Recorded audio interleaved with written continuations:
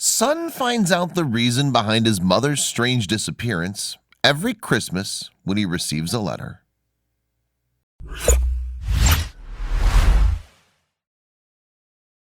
But before we start, please give the video a like and make sure to subscribe to Wonderbot and hit the bell so you'll never miss any uploads from us. John Dora loved Christmas like any other kid in his childhood. He used to be amazed by lights and decorations around the town and would often request his dad to take him to the market so he could see the mesmerizing fairy lights. The lights used to hold him captivated under its spell. John's childhood was spent in Highland, Illinois with his mom, Sue. On Christmas morning, John used to wake up even before his alarm would ring and sneak out of his bed, tiptoeing to the room where his mother used to keep all the gifts. That was the only day his mother didn't have to yell at him to take a bath, because that day he used to take a bath even before his mother would know that he was awake. He used to be cheerful and chirpy on that day, but there was something that would make him curious too. Everything used to happen as usual on every Christmas, but there was one thing that stuck out like a sore thumb. Every Christmas, his mother would go away for some hours, and the same family members would have no idea as to where she might have gone. The strange thing had become like a ritual now, and has happened since he was a kid. When he was young, he never used to take her absence so seriously because he used to be engrossed in his world. But when he grew up, he became suspicious about her behavior. When John grew up, he started questioning his mother about her sudden absence. Every time she used to give one or the other excuse, and he'd become quiet. He knew his mother was a God-fearing lady and wouldn't do anything that could hurt her husband or family. After certain years, he too stopped asking his mother because he was tired and couldn't bear any more lies. He just wanted to make sure that his mother was safe. But where did she used to go? Years passed by and he became a writer and a teacher. Sue was always proud of her son and encouraged him to find his calling. He excelled in his career and often traveled around the world to promote his books. No matter wherever he used to be in the whole world, he would always come home for Christmas. After a few years, he settled in Mississippi and taught in a school for 30 years before moving to Georgia and England. While he was teaching in the school, John also worked for a magazine named the Straight Up magazine for nearly 2 years. The magazine used to publish all about music, art, and cultural news happening in Belleville, Illinois. The magazine allowed him to explore his creativity, and he wrote about everything without restricting himself to one particular genre. John was quite famous in his field, and he was constantly making everyone proud of his independent and collaborated ventures. Even the facilitators at the Carlinville Writers Guild used to speak highly of John. Robin seemed to be totally in awe of him and often compliments that he manages to find humor in just about everything and he's got great imagination. Sue was a very kind and adorable woman. She used to befriend anyone in just a few meetings. She loved arranging parties for her friends and was the most wonderful host. Despite having such a wide circle of friends, no one had an idea as to where she used to disappear in the evening of every Christmas. Her husband was also confused with her behavior, but never inquired about the same. When they couldn't find any solid reason behind her absence in the evening of every Christmas, the father gave up and accepted her theory that she used to go shopping to buy gifts and candies for the kids.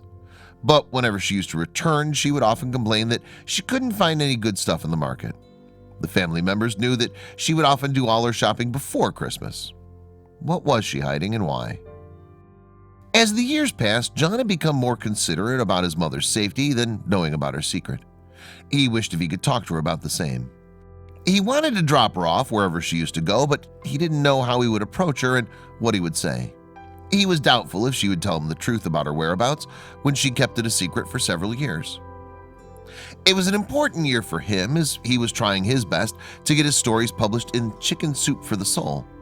A lot of writers aspire to feature their stories in the book because they know it'd be a matter of pride for them if the publishing house would consider their stories to be published in the book. And he was trying his best to get his story featured. It had been years since he wanted to ask about her secret disappearance, but never dared to ask her about the same. He didn't realize that if he was growing old, so was his mother. And before he could confront her about her weird behavior, the old lady had said goodbye to the world when she was in her early 70s. The secret that she had shielded for several years had gone with her to the grave. When he went to her grave to pay homage to his mother, he was completely shattered in pieces. There were so many things he wanted to tell his mother, but he was just waiting for the right time. He wanted to tell her that he believed in her and wanted to take care of her. He wanted to ensure her safety, but now it was too late. She was gone. He sat there for the whole night crying his eyes out. John had now left all the hopes of finding out the secret because every time he used to think about the same, he'd often find himself crying because it would make him miss his mother. She was the one who believed in him and his ventures and encouraged him to follow his dreams. He wanted to be famous, and now when he was famous, his favorite admirer was gone. He had everything at his disposal, but no one to share the luxury with. He could eat whatever he wanted or visit different places, but after his mother's death, his days had become bleak and hopeless. He confined himself in his house and would rarely go out. He'd stop picking up calls and hardly replied to any emails until he received a letter that changed his life forever. A few days after Sue's death, when John came back home one evening, he found a letter in his mailbox. He picked it up and threw it on his desk without even looking at the sender's address. He just wanted to be with his father because it was his presence that could soothe his unrest soul. Who might have sent the letter, and what was written in that letter? The letter was still on his desk. The man thought it might be some collaboration request, so he didn't open it. The next morning when he came near his desk, he remembered about the unopened letter. He picked it up with no interest, but something inside his heart prompted him to open the letter. What was written inside that letter? John tore the envelope from the edge and took the letter out of it. He first looked for the sender's name. It was written by a man named Robert. This name was completely alien to John. He'd never partnered with a man named Robert. This aroused his curiosity to read the letter further. Who was Robert, and why did he send the letter to John? It seemed like the man knew his mother. They both were colleagues when she used to work at the toilet seat factory. John speculated as to why Robert would have sent him the letter. He thought that the person might have wanted to come pay homage to his deceased mother, but somehow that wasn't able to come. So he might have written a condolence to him. Was the speculation true? He didn't have any courage to read what was written inside it, but somehow he made up his mind to read it. Robert's letter started with the following words. I just wanted you to know how much my family and I appreciate what your mother has done for us for all these years. John wasn't able to make out anything out of this. So to clear his doubts, he continued to read further. The letter further read, every year on Christmas Eve day, your mom comes to my house dressed like Mrs. Claus and gives a Christmas we can't afford to give them. The secret that she guarded for most of her life was now as clear as crystal. He couldn't control himself and tears started to roll down his cheeks. But there was more to this revelation. Robert's letter further stated, she's given them shoes, shirts, jeans, toys, and candy. I know your heart is heavy and that you're missing Miss Sue. We do too, he continued. We loved her and just wanted you to know what she's done for us. And now the whole truth lay bare in front of his eyes, and he was so overwhelmed that no words came out of his mouth. From the letter, he came to know that every Christmas his mother would disguise herself as Mrs. Claus and used to bring a smile on the kids' faces. Now the pieces of the puzzle seemed to fit correctly. When he read the letter, it seemed like his lips were sewn together for a minute and he wasn't able to mutter a word. She'd always been his inspiration, but now he respected her even more than before. He knew his mother was the kindest woman anyone could ever meet, but what she did for her coworkers' kids was far more than kindness.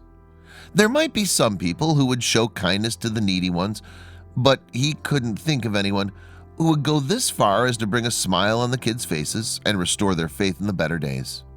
She used to save her pocket money and buy gifts for his children. John was now proud of his mother.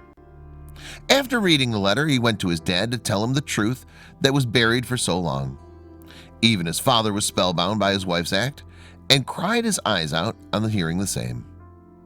At this moment, he just wanted to hug his wife and tell her that he was the luckiest man on earth. He always used to adore her, but that day he was proud of her, just like his son. After the surprising revelation, the old man asked John to write a letter as a reply and thank him for letting him know about the woman's good deeds. John was too thinking about the same, so he didn't waste any more minutes and sat to write a letter to the man. Though he was a writer, he wasn't able to write a word in the note at that time. He was sobbing while remembering his mother. He somehow managed to write a reply, and he wrote, "That short note was the best gift that I've ever received from anyone," and sent the letter to Robert at the given address. What was the end? If you're thinking like that, then just watch further to know what John did afterwards. Writers often take inspiration from their own experiences, and this experience was nothing less than a roller coaster ride for him. That night he didn't sleep at all. His mind was full of thoughts and he wanted to put pen to paper. A lot of inspirational stories come out every day, but for John it wasn't just a story, it was an emotion that he wanted to share with the world. He wanted to immortalize Sue's action into a story that everyone could read. Finally, John was invited to send his story for the Christmas edition of The Joy of Christmas by Chicken Soup for the Soul. He jumped with joy that finally his hard work had paid off.